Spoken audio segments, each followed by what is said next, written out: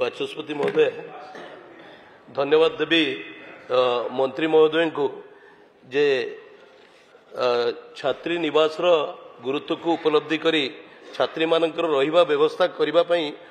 अनेक आर्थिक व्यवस्था करिसंती उत्तररू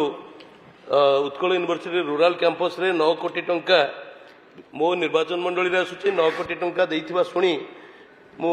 खुशी प्रकट करुच्ची एवं कृतज्ञता ज्ञापन करुच्ची माननीय मंत्री महोदय को मु मंत्री महोदय पाखे स्वतंत्र भाव में ए निवेदन रखुची जे 10-15 वर्ष तलू स्टूडेंट्स एकेडमिक मैनेजमेंट सिस्टम बा साम्स द्वारा जेहेतु एडमिशन करा जाउची तेणु ऑफलाइन ने आगुरी करा जाउतले स्थानीय पिला माने स्थानीय कॉलेज रे एडमिशन करूतले तेणु हॉस्टेल रो गुरुत्व सेतिकी नथिला एबे जेहेतु ऑनलाइन करा जाउची बहु दूररू तांका ऑप्शन वाइज पिला माने एडमिशन करूछंती तेणु चंडीखोल कॉलेज रो तेणु मोर निवेदन याकू बहु गुरुत्व देई जेमती मोर चंडीखोल कॉलेज बाबा भैरवानंद महाविद्यालय 3000 रु अधिक पिला पाठ पढ़ुछंती कृतज्ञता देवी 100 सीटेड हॉस्टेल पाई आर्थिक व्यवस्था करिथिबारु किंतु गोटे गुरुत्वपूर्ण प्रश्न है जेतिकी अर्थ आगुरी व्यवस्था करा जायछि जो विभाग द्वारा क्रियान्वयन करा जायछि जेमती कि आरडी एवं पीडब्ल्यूडी तांकर सेतिकी मैन पावर नथिबारु ठिकणा समय रे से हॉस्टेल गुड़िक हेई पारु नाही एवं गोटे गोटे आर्थिक वर्ष गोटे गोटे शिक्षा वर्ष चली गला परे मध्य पिला माने रहिबार सुजोग पाई पारु नाहंती तेणु ताकू विभाग करी नहले राज्य सरकार जमती आमर एनबीसीसी की देकी रूरल कैंपस टी को तुरंत सारी थिले सेही बळी भाव में जदि आरडी एवं पीडब्ल्यूडी रो मैन पावर नाहंती राज्य सरकार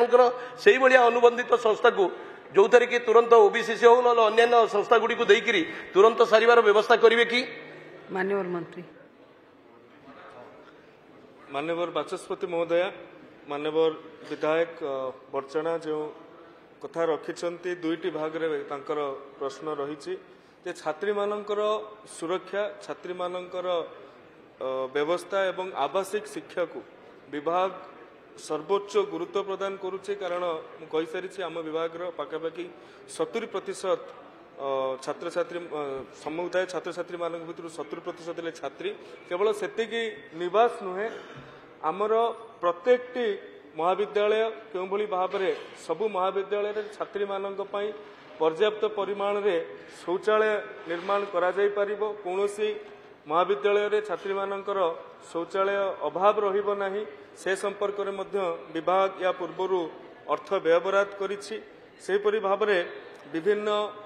समय समय रे छात्री मानकर सुरक्षा को नेकी बा जो कथा अभावनीय घटना घटी थाए एवं समाज को ताहा आलोड़ित करि थाए से कथा को न घटै दबा पई आमे व्यवस्था करूछु आगुरु जोटा इंटरनल कंप्लेन कमिटी थिला एबे सेटा इंटरनल कमिटी रे परिणत हेछि एवं ए इंटरनल कमिटी केवल कागज पत्र रे न रही कि वास्तव रे क्रियान्वित हेबो एवं जदि कोनोसी छात्री बा महिला कर्मचारी उपरे असदाचरण बा अशोभनीय आचरण करा जाउछि सी केउ भली भाव रे निर्विघ्न रे एवं निर्द्वंद रे से इंटरनल कमिटी पाखरे तथ्य रखिपारे एवं समय समय रे से इंटरनल कमिटी रे केते तथ्य आसीछि एवं केते कार्यानुष्ठान करा जाइछि निकट अतीत रे माननीय राज्यपाल महोदय मध्य या ऊपर एक बैठक डाकिक निजे रिव्यू नैथिले एवं ये तो छात्री मानकर सुरक्षा बाबद रे गोटे कथा गला द्वितीय रे जो कथा कहिसंती जो कार्यनिर्वाही संस्था मानकु आज्ञा दिया जाउछि से संस्था गुडिकर काम करिवार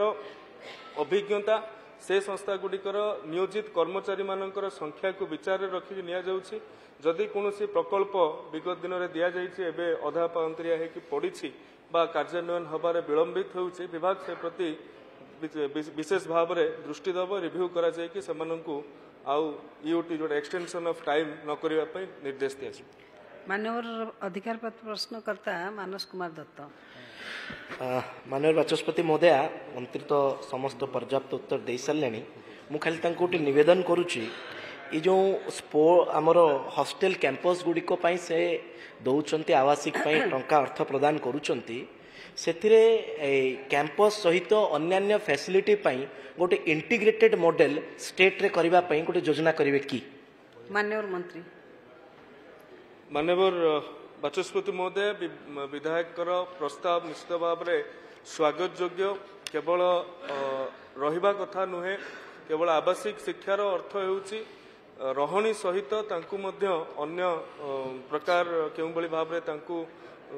ବ୍ୟବସ୍ଥା କରିହେବ ସେ କଥା ମଧ୍ୟ କରୁଛୁ। ମୁଁ କହି ରଖିବାକୁ ଚାହେଁ, ବିଭାଗର ଯୋଜନା ଅଛି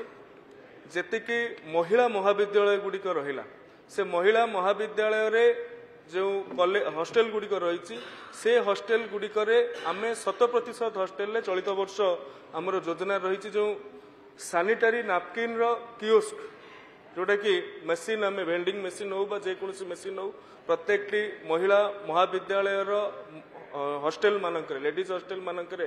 ଲଗାଇବାର ବ୍ୟବସ୍ଥା କରୁଛୁ। ତା ସହିତ ସିସିଟିଭି ଠାରୁ ଆରମ୍ଭ କରିକି ଅନ୍ୟାନ୍ୟ ଆନୁଷଙ୍ଗିକ ବ୍ୟବସ୍ଥା ଛାତ୍ରୀମାନଙ୍କର ସୁରକ୍ଷା ପାଇଁ ଆମେ ନିଶ୍ଚିତ ଭାବରେ ସେଥିପ୍ରତି ବିଭାଗ ଦୃଷ୍ଟି ନିକ୍ଷେପ କରୁଛି ଏବଂ ଅନ୍ୟ ଯେଉଁ କଥା କୁହାଯାଇଛି ହଷ୍ଟେଲ ମାନଙ୍କରେ ମଧ୍ୟ ବ୍ୟବସ୍ଥା ରହୁଛି, ତାଙ୍କର କ୍ରୀଡ଼ାର ଭିତ୍ତିଭୂମିର କଥା କୁହନ୍ତୁ ବା ବ୍ୟାୟାମଶାଳାର ଭିତ୍ତିଭୂମିର କଥା କୁହନ୍ତୁ, ସେଥିପ୍ରତି ମଧ୍ୟ ଅନେକ କ୍ଷେତ୍ରରେ ବିଶେଷ କରି ବିଶ୍ୱବିଦ୍ୟାଳୟ ମାନଙ୍କରେ ମଧ୍ୟ ବ୍ୟବସ୍ଥା ରହୁଛି।